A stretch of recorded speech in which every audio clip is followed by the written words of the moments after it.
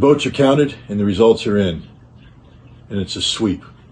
Kherson, Zaporizhia, Donetsk and Lugansk have all voted to become part of Russia. What happens next? Well, first of all, let's put this in a context. How did this come about? Was it Russia's goal and objective at the beginning of the special military operation to carry out this kind of sweeping referenda, to have 20% of Ukraine vote to divorce themselves from Ukrainian sovereignty and become part of Mother Russia? And the answer is no.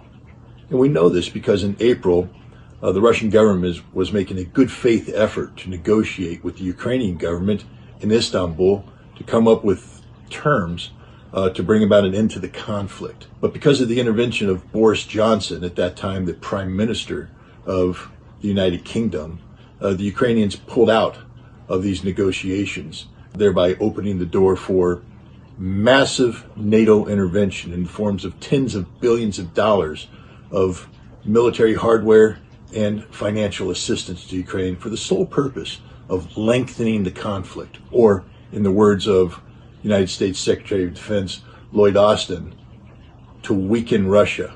At the time when these investments were announced, the so-called Lend-Lease program, I called it a game-changing event, that basically NATO had upped the stakes so that the conflict went beyond the original intent of the special military operation and had been transformed into a direct conflict between NATO and Russia. Of course, NATO using the newly equipped military of Ukraine as a proxy force.